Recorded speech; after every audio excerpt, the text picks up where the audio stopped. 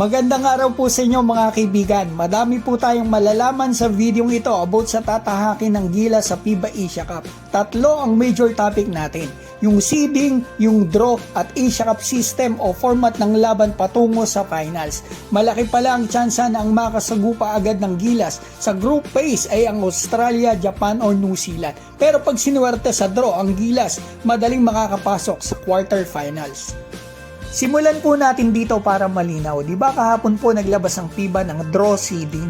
Sa hindi po nakakaalam, dyan sa seeding na yan, mababasehan mo na yung mga teams na possible makabracket ng Gilas. Kasi idodraw po yan sa isang araw sa April 8. Yung format po ng draw na yan, ganito po. Yung Gilas, eto dito sa seeding, yung Gilas, bubunot ng isa, kumbaga na makakalaban niya sa bawat pot. So, isa sa pot 1, isa sa pot 3, at isa sa pot 4.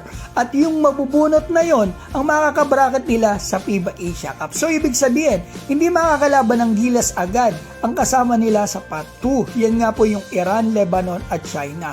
Possible yan sa semifinals na. Pero, posible naman nating makabracket at makalaban agad ang isang malakas na team sa pot 1 gaya ng Australia, Japan o New Zealand. Kapag nabunot po natin sa draw sa pot 1 ang Australia, yan din ang masasabi kong malas kasi sila din malamang po makakalaban natin sa semis base po sa format na makikita nyo mamaya na nilabas ng FIBA.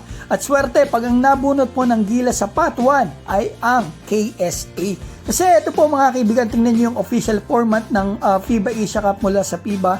Ito mga kaibigan, di ba 16 teams yan mga kaibigan yung idodraw sa April 8. Ipapasok po yan dito sa apat na group, tig-apat na team para madaling ipaliwanag kasi hindi pa po nadodraw yung teams. Gamitin muna natin ang mga teams na ito bilang example. Australia, Gilas, Jordan, India, yan ang kabracket ng Gilas. After ng elimination sa group phase, yung number 1 po sa standing sa group na yan, diretso na po sa quarterfinals, waiting na. Tapos yung 4th sa standing tanggal na, at yung 2nd at 3rd naman sa standings di diretso dito.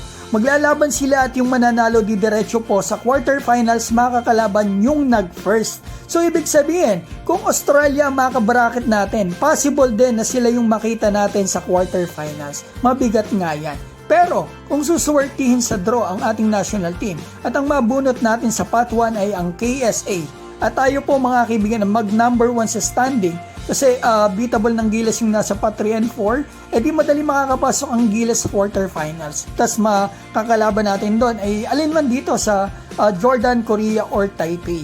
Which is kaya naman ng Gilas, so madali ang way ng Gilas patungo sa finals. Kaya maganda sana wag mabunot ng Gilas sa pot 1 ang Australia sa draw sa April 8. Kung Japan man or New Zealand mabunot natin sa pot 1, mabigat din talaga pero hindi kasing bigat ng Australia. Kaya sana swertein muna sa draw ang ating national team. KSA muna ang mabunot. Sa semis na natin makaharap sana yung malalakas na teams.